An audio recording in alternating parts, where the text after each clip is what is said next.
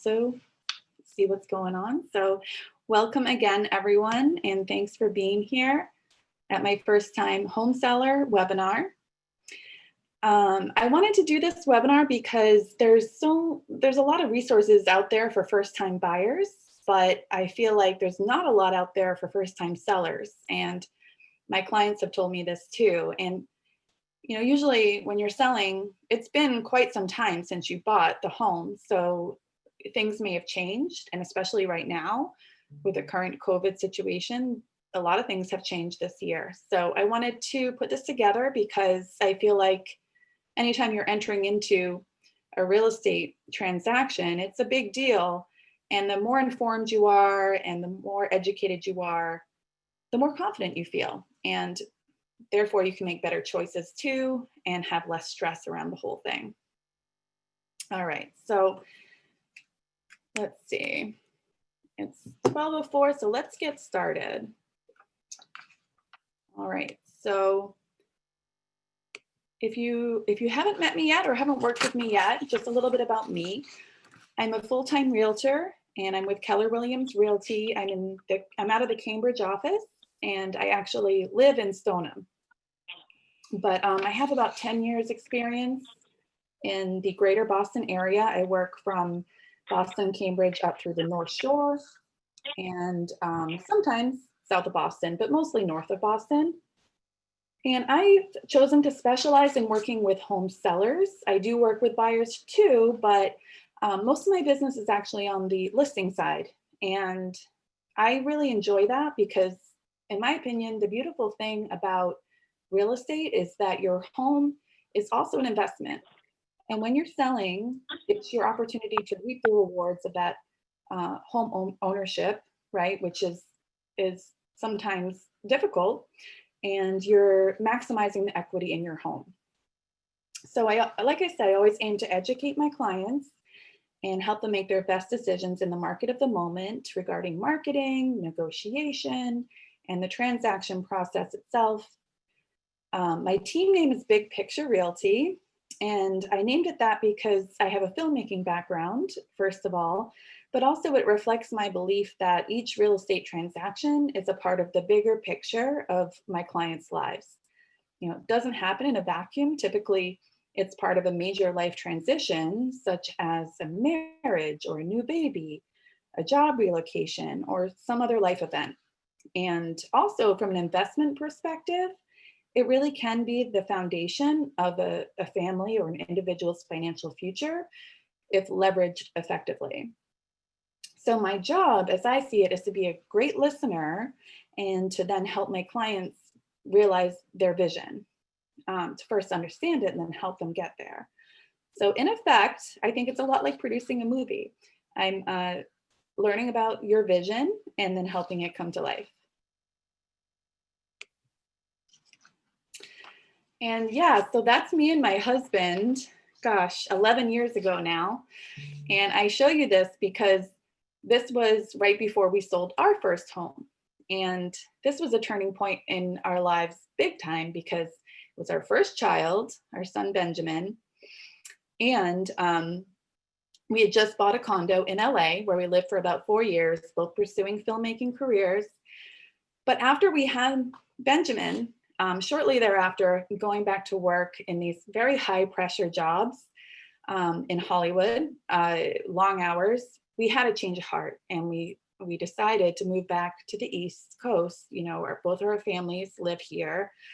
And we just didn't, our priorities shifted after having that baby. So, and with that, it was another cross-country move, this time with an infant and 2 cats.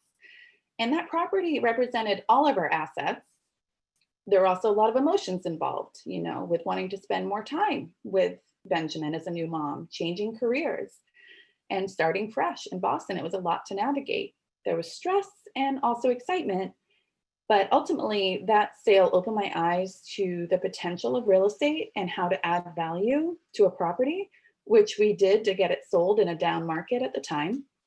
And that became a new passion for me. It also gave me a real understanding of the challenges that home sellers face and the importance of a calm and trusted advisor to lean on during that time. I know I don't know what I would have done without my real estate agent at that time. But enough about me. I want to dive into some of the frequently asked questions that I hear from my seller clients today. And as I said in the beginning, if you have questions along the way, feel free to unmute yourself or use the chat box. But the first and foremost question that I get is, when is the best time to sell?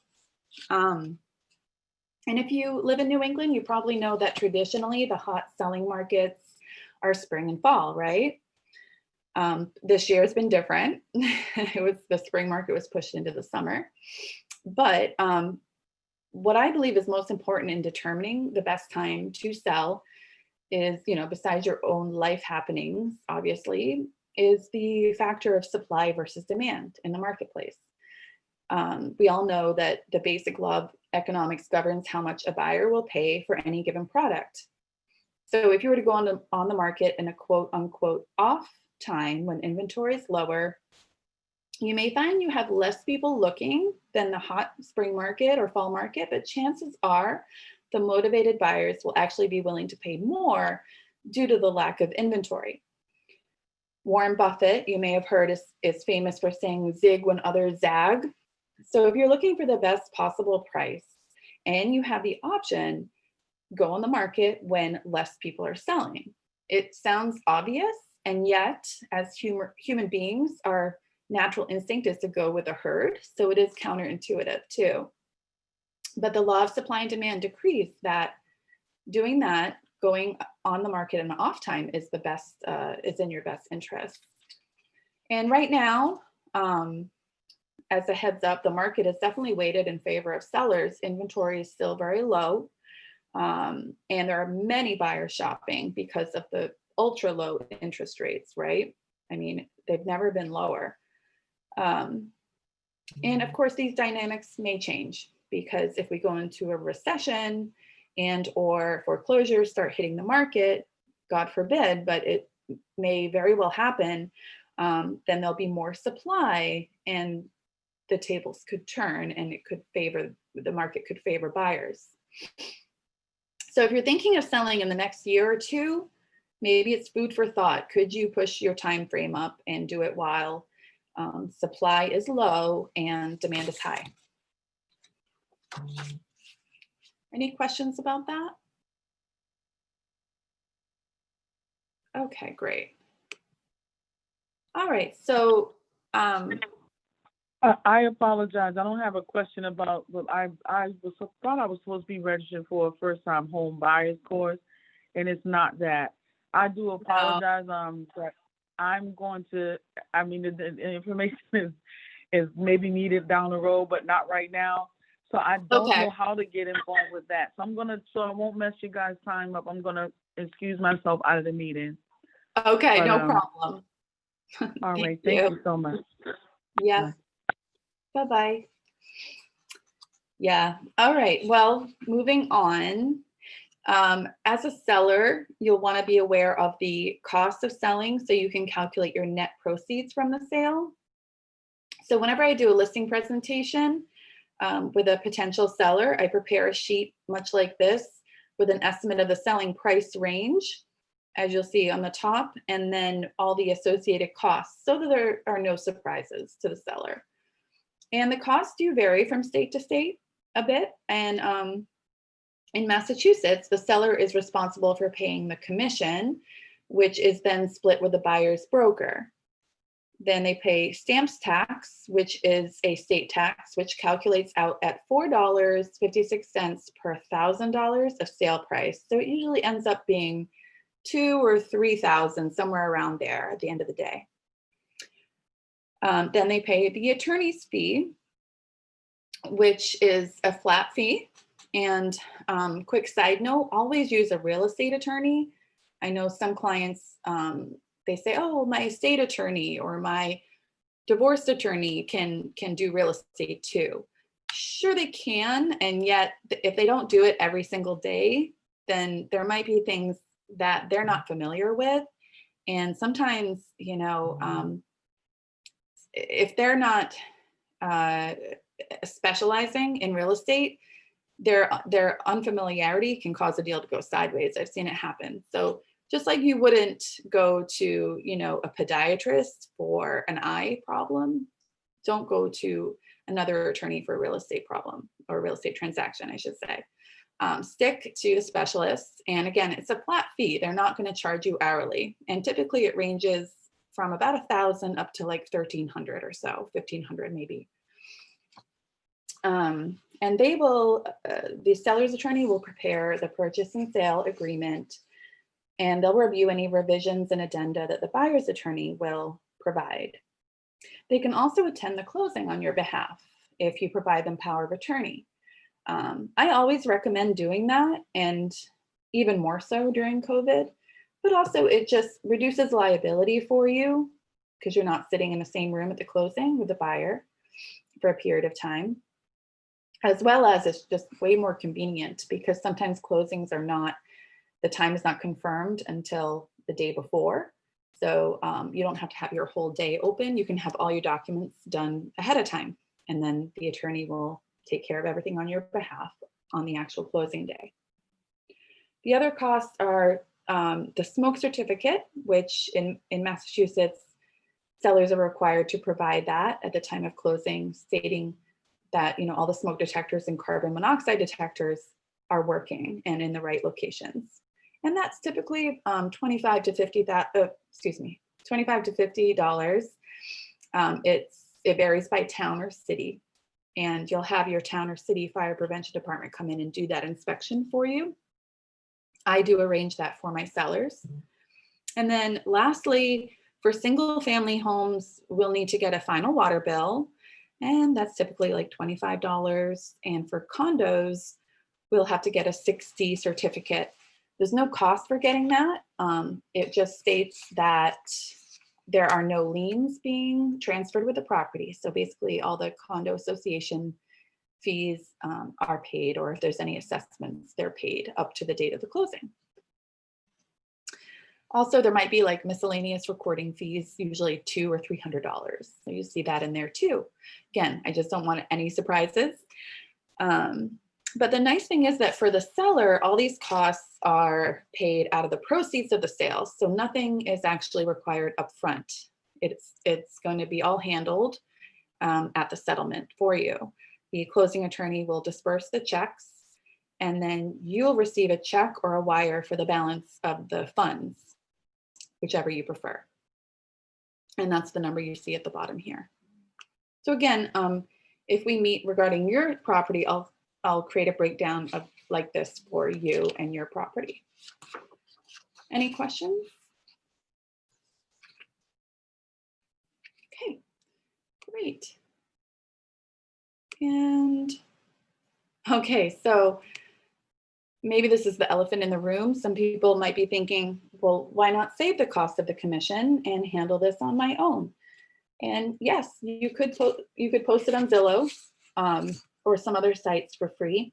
However, these are the main reasons to hire an agent to represent you, whether it's me or someone else. This is, after all, one of your largest assets, and you want to make sure that the sale is handled properly. Your agent, if they're full-time, local, and experienced, knows the market like the back of their hand because they work in it every day. They're professionally trained in negotiation, and they have a fiduciary responsibility to protect your interests every step of the way. In fact, I would argue their services pay for themselves and then some. And I'll show you what I mean right here. So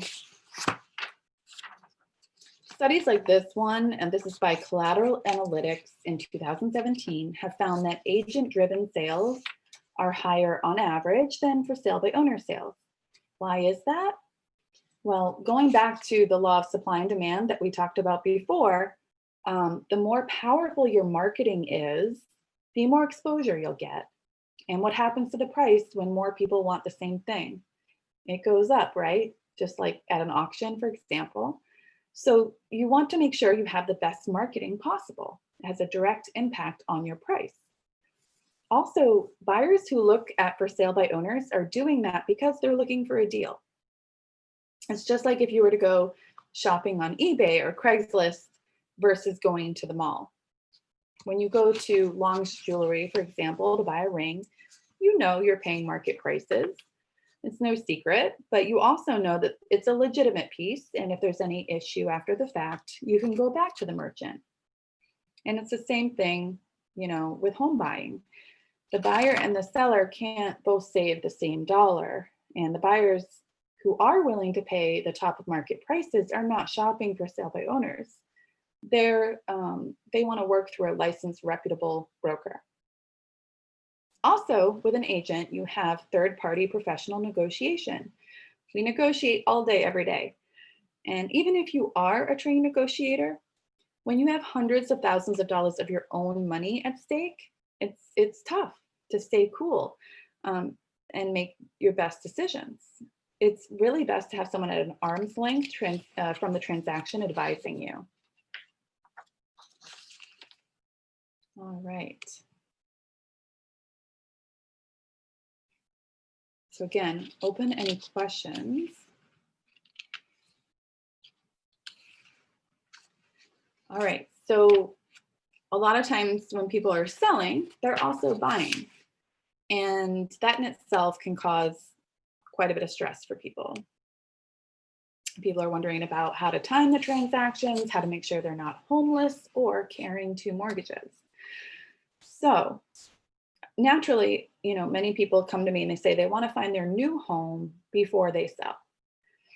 However, if you're like most people and you need to sell in order to buy because you're planning to roll the equity from your existing home into your new home, it really is better not to do it that way.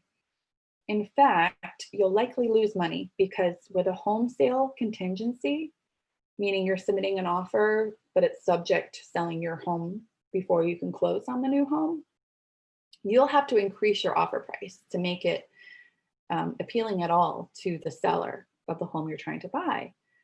And when you have the home that you want under agreement, assuming that you can get it that way, you'll either have to pay two mortgages or sell quickly so that you're not carrying both homes for very long.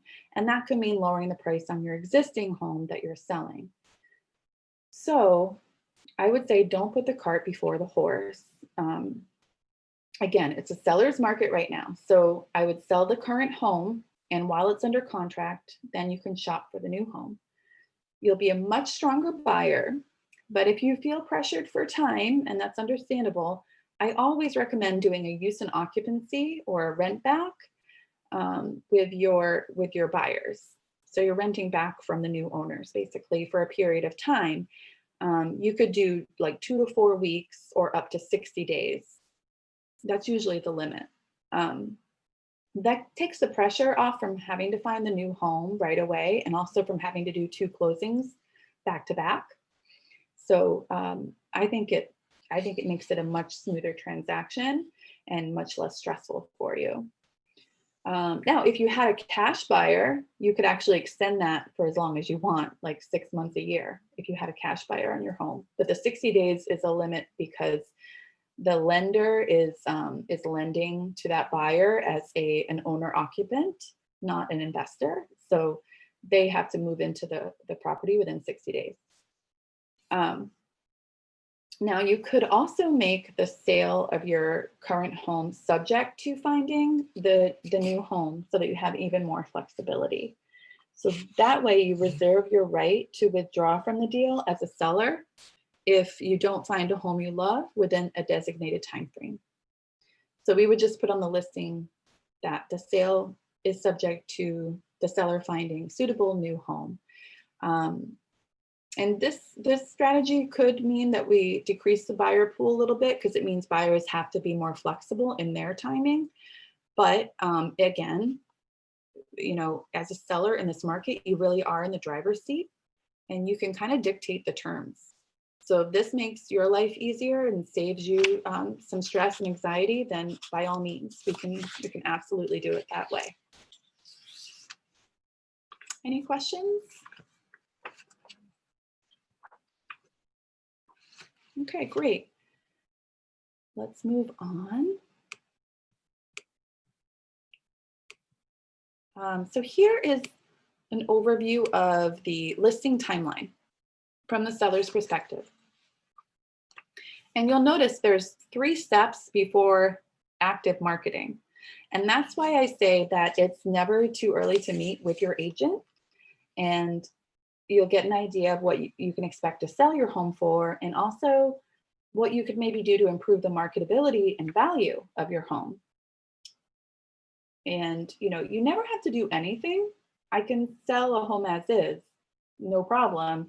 But if you want to maximize the equity in your home, there's usually some things you can do. And depending on your goals and your budget, prepping the home for showings might take a few days or a few months.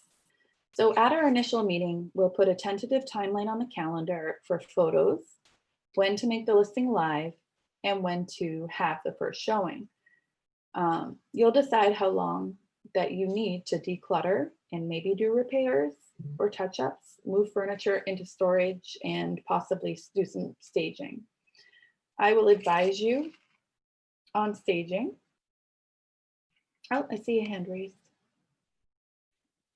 Hi, Carrie. I have a quick question. So when staging the property, do you have to pay for an outside photographer? Or does the agent do the photography? Do you do that photography? Yeah, that's a great question. I do the photography. I pay for the professional photography, Oh, okay. and also virtual tour and interactive floor plans, Oh, okay. so that we can make a real big splash online, because that's where the buyers are. They're Mhm. looking online. So yeah, I include that with my service. So you don't have to pay for any of that up front.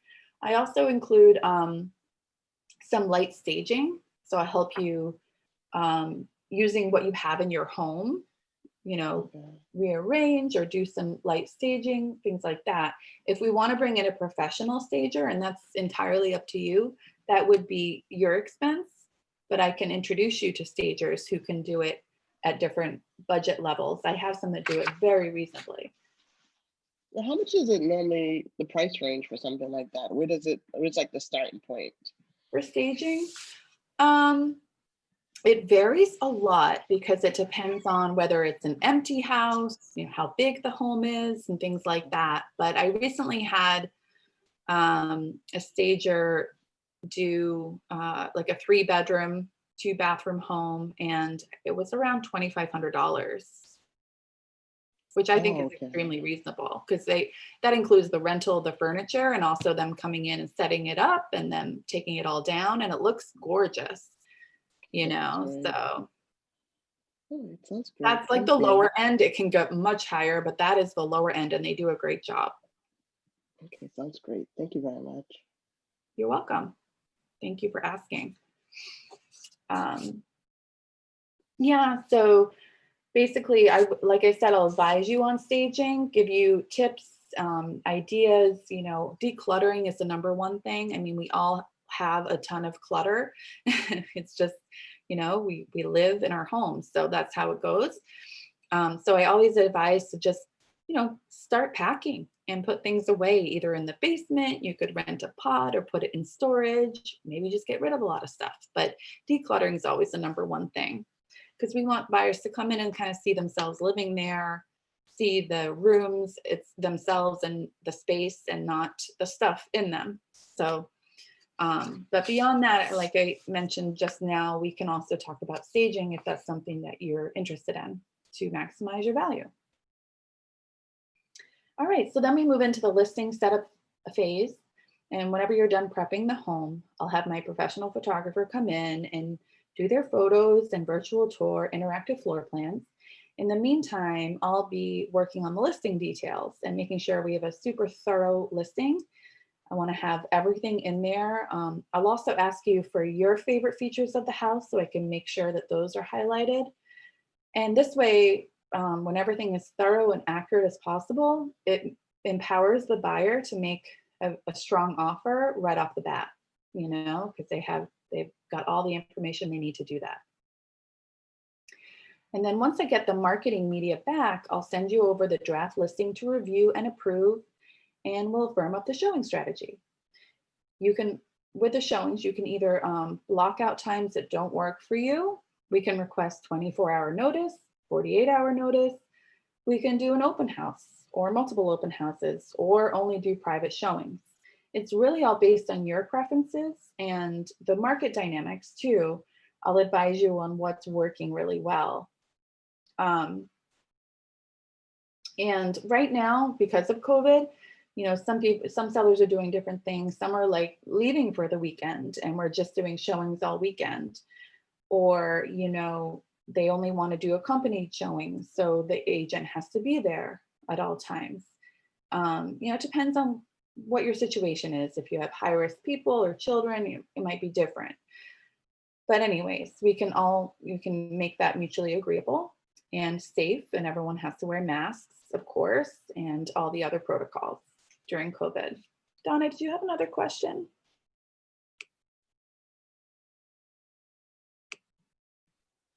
No, not at the time. Okay. Want to make sure. Okay. So then comes the big day when I activate the listing to the MLS and over 400 other websites. We fully saturate the internet because, again, that's where the buyers are looking these days, right? We also do social media campaign, targeted ads, and send the listing directly to other agents who have buyer matches.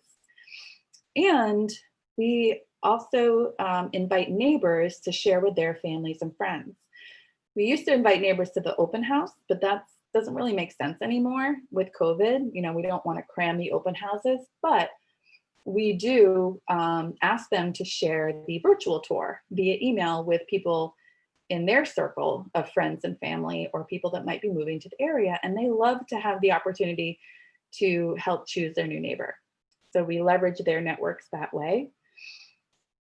All right, and then when we have an agreeable offer and we're under contract, then we set the closing date, arrange the inspection, and your attorney starts drafting the purchase and sale. Once we have the signed PNS, if the buyer is applying for financing, they go through their loan approval process. I'll get a call to schedule an appraisal of the property. And that's usually a very quick visit from the appraiser. They walk through, take some pictures, and then they prepare their appraisal report.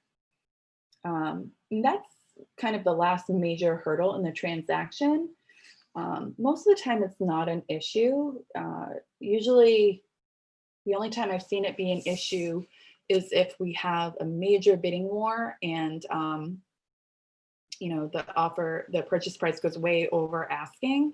Sometimes that can prove to be an issue in the appraisal. But you know, one of the great things about having multiple offers is that you can kind of pick and choose the buyer and the offer that works for you. So of course, I'll always do my due diligence as I'm presenting offers to you of talking to the buyer's lenders and making sure that they are really well qualified and shoring up the transaction as much as possible so that we don't hit any snags during the appraisal. Okay, and then if there is a discrepancy in the appraisal, what happens is the buyer could ask to renegotiate the price. They could withdraw if they have the mortgage contingency, or they could decide to bridge the gap by bringing more cash to closing. Okay, and then before closing, the seller, like I said, gets a smoke certificate from the fire prevention department, proving that everything works as far as smoke detectors and carbon monoxide detectors, and I will facilitate that. Single family homes, the seller gets a final water reading, and condos, we get the 6D certificate signed by a condo association trustee, and I also facilitate that as well so that you can focus on your move, right? And then about 3 days before the closing attorney will issue a closing disclosure, which if you remember when you bought, you also got that document, and it outlines the money being exchanged at the closing table by the seller and the buyer. Once that's issued and approved, we're ready to close. And by the way, if this seems overwhelming, don't worry, because we'll walk you through each step and tell you what to expect next.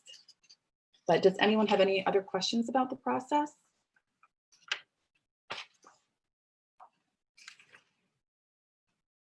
All right, so I just wanted to show you a quick testimonial from some recent sellers who actually also bought as well. I love hearing this, that it was stress-free because real estate can be super stressful. So they said Carrie and her team were amazing. They sold our home for more than we expected and coordinated the timing of our 2 closings to make our move as stress-free as possible. They were very communicative and always available for questions. We were always kept in the loop. We really felt as though they cared about our family's needs. We highly recommend Carrie and her team, Carol and Bob. And there are more, lots more reviews on Zillow too, if you care to check them out. So I want to talk about one of the biggest mistakes that sellers make. I don't know if anyone has any guesses. Drum roll, please. So yeah, I have to say, this is probably the biggest mistake that sellers make. It's overpricing. And, you know, it's super tempting to overprice because, you know, we think, well, we'll put it on for a high price and kind of, we can always lower it later. We'll pad it for negotiation.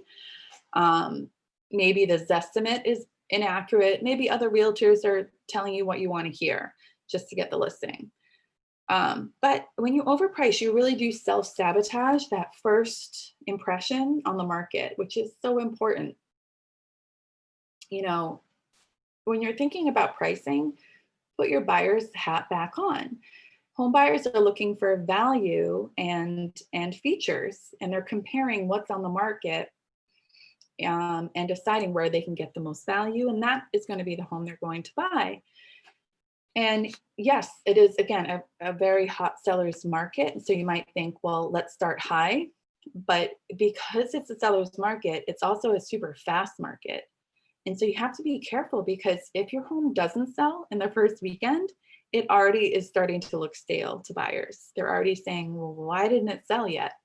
Why wasn't there a bidding war? Because that's the norm right now. And even more so, you know, buyers are they've been trained to assume that there'll be multiple offers on a good house in today's market. So if you're putting, let's say you think your home is worth $500,000, just for example, and you're like, well, I'll put it on for $550 and see what happens. The buyers are assuming that that house is going to sell for $600. So even though they may be able to afford $550, they're not even going to make an offer because it's out of their budget, they think, because they think it's going to go over asking. Does that make sense? This literally just happened over the weekend with some of my buyers. Their budget was $550, and we saw 2 homes on Sunday. One was listed at $500 and one was listed at $550. They liked them both. They're both beautiful homes. But they felt that if one listed at $550 would go too high and they wouldn't be able to compete. So they end up just making the bid on the $500,000 one. Turns out they had to actually increase their bid to $565 to get the home, which they were perfectly fine with. But I got a call from the listing agent from the $550 home this morning saying, are your buyers interested? They seem to really like it. And I said, you know what? They made an offer on another home because they didn't think they could compete for this home, whereas it actually didn't sell. So that's just, I thought I would use that as an example to potential sellers of why you don't want to overprice your home. If that other home that they didn't bid on had been priced at $500, it too would have sold for $565, but it didn't. So another piece of buyer psychology is that, you know, buyers do typically start with a lower budget to save money because everyone wants to save money. And yet they'll ultimately stretch it because they understand that in order to accommodate the lifestyle they desire and the home type of home that they desire, they're going to have to stretch a little bit, and they make that happen. So if you overprice, they're not even going to consider your home. In effect, you're pushing them away. So if the asking price is within their desired budget, they'll see it, they'll fall in love, and then may very well stretch their budget to get it.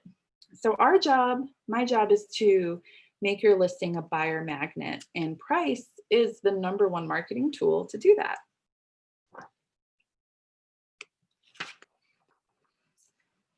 And when you're looking at homes, what's the second question you ask after you ask about the price? Well, it's how long has it been on the market, right? And what's the reason you ask that? It's to see how much you can negotiate. So again, when a home is priced right in this market, it will have a bidding war in the first week. When a home sits on the market for more than 2 weeks, it loses that initial heat. It looks stale, and buyers assume either something's wrong with it or it's overpriced. So you almost lose any possibility of having a bidding war after that first week. So it's not the best way to get your best price. And pricing competitively is an art and a science. It requires a keen understanding of the market and how buyers look for homes. Any agent can tell you what you want to hear to get the listing and then just work you down later. But you want to work with an agent who will tell you the truth up front, even if they don't give you the highest estimate, because in the long run, it will pay off. And I'll do a thorough market analysis for you and go through not only the sold comparables, but also what's currently on the market, because that represents your competition. And together, I'll give you like a price range that I think is a marketable price range. And then together we can decide on a competitive price positioning for your home. You're always the boss because it's your home, but I'll explain to you exactly how, going on the low end of the range or the high end of the range I give you could affect your time on market and your possibility of getting multiple offers and things like that. Any questions about that?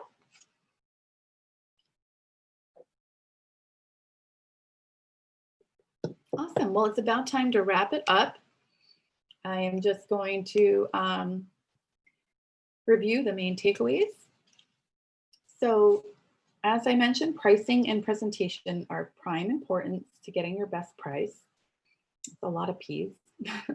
We can, of course, help you get maximum exposure, but all the exposure in the world won't help if the price or presentation is not effective. And then thirdly, there are many agents in the marketplace, but to put it bluntly, some of them are just in it for the paycheck or are doing it as a side hustle. So when trusting someone to sell your largest asset, I would say make sure they're doing real estate as a business and a career, that they're full-time, experienced, and local, and that they take a consultative approach, which means they're guided by your priorities and not their own. And because the last thing you want during a big change is surprises, choose a realtor who will be honest, transparent, and know exactly what to expect so you can feel empowered and confident moving forward. All right, so, I understand that everyone's situation is very different. And again, it's not just a real estate transaction. This is something that's part of the bigger picture of your life and your situation. So I encourage you to reach out and we can have a Zoom consult or just an old-fashioned phone conversation about your situation. I'd love to hear more about your specific goals and your questions, your concerns, and see what I can do to be helpful. It's always free and no obligation to have a consultation. I am also, safely going into people's homes too. So I'm happy to take a look at your home and provide you with a market analysis of what it would sell for in today's market, as well as the market dynamics of your neighborhood, because things are shifting and real estate's local, very hyper local. So it all depends on the property that you have and where exactly it is. So reach out via email or give me a call. That's my cell phone number, and I'm happy to talk more. So anybody have any questions before we sign off? Oh, something in the chat. Let's see. Oh, yes. So Wendy's asking, how far ahead should I start talking to a real estate agent? So I would say if you're thinking about selling anytime in the next even few years, it's never too early to start talking to your real estate agent, to reach out and get a sense of what the market dynamic is, what your potential home value is, and also if you're interested in doing anything in preparation for selling to maximize the value of your home, that's something we can talk about too. So yeah, I would say now, reach out now, because there's no harm in like talking too early to someone, and it could help. So does that answer your question? To boil it right down, I mean, I could turn a listing around in a week. I can do that. I can have your home on the market in a matter of a few days, but the more time, the better. Because just like anything, the more preparation you have, the more successful things tend to go. So rather than have, everything be last minute, let's, put time on our side. And once I know your goals, we can, you can use the time we have to our advantage to make sure that we get to your goals. Yeah. And, I think it bears repeating too. I did say earlier that right now the market's very, very hot for selling.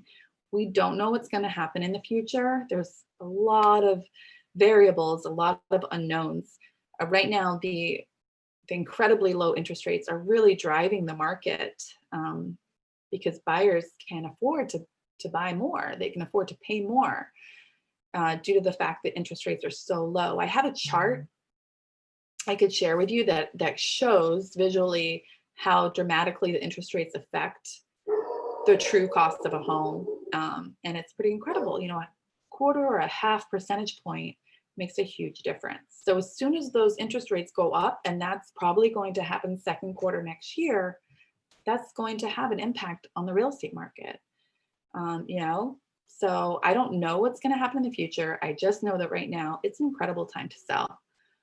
So again, if you're thinking about it, feel free to reach out and connect. And I'm never going to put pressure on you, but I want to keep you informed and knowing what's going on. Oh, your kitchen needs an update. An agent told you to leave it for the new buyer. Yeah, it's a great question.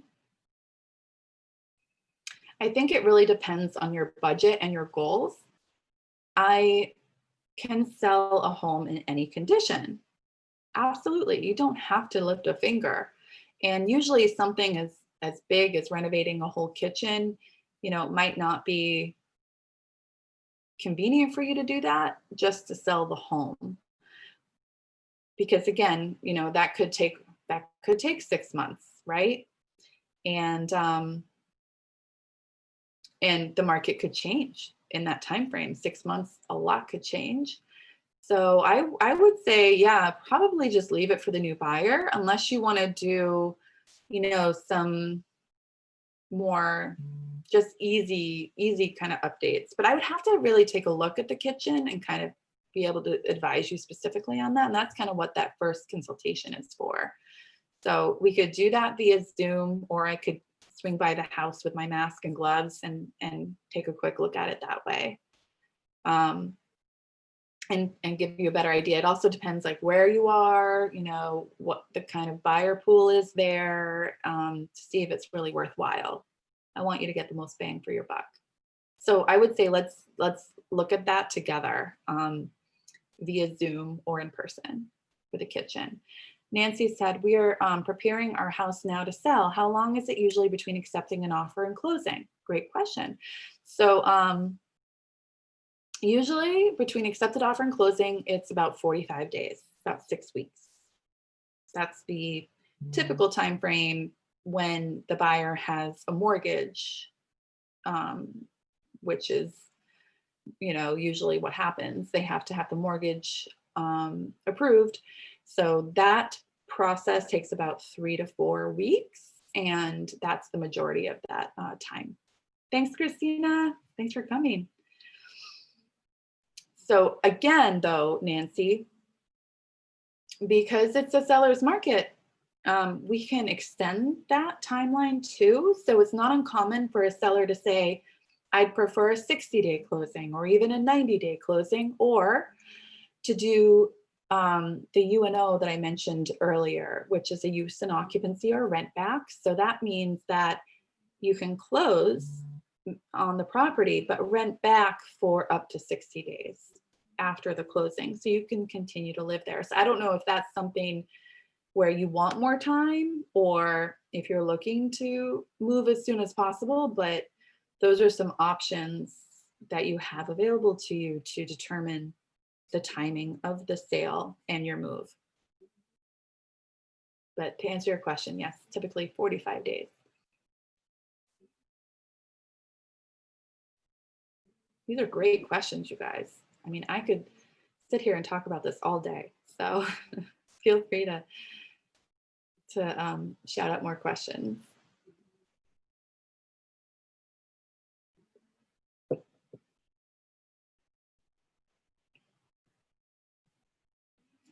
Yeah, so given that 45 days is the standard timeline, you're looking for a quick closing. Okay, awesome. Yeah. So that's perfect. So you're probably gonna get it if you're priced right. 45 days. So yeah, we would be bumping right up to that end of November at this point.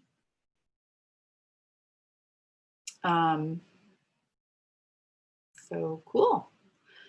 Yeah, I was just gonna say that we're really getting to the point where we closings are kind of being squeezed in toward the end of the year at this point, because it's unbelievable. We're almost at the end of the year.